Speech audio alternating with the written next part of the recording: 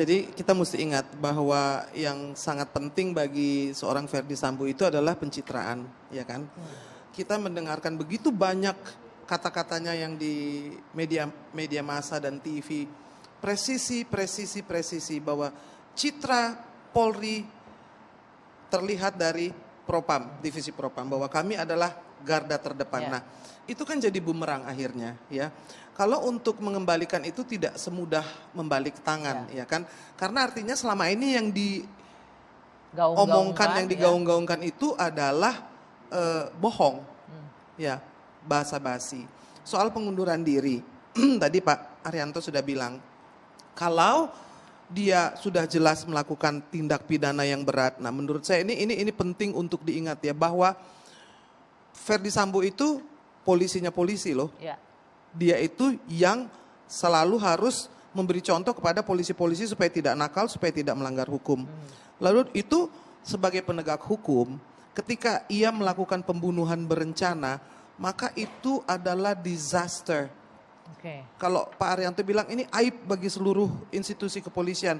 Kalau saya bilang itu adalah kerusakan yang fatal yang diakibatkan olehnya.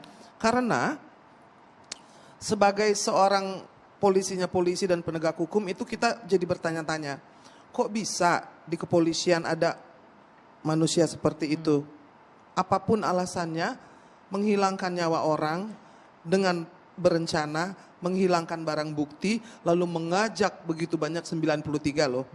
Kalau kita ini kan biasanya nggak boleh bilang itu kepolisian, itu oknum. Kalau oknum itu mungkin 2 udah banyak atau 3, kalau 93 itu namanya gerombolan, bukan oknum lagi. Karena jadi begitu masifnya senario ini dijalankan oleh begitu banyak orang dari berbagai divisi, jadi tidak bisa dilihat sebagai sesuatu yang biasa.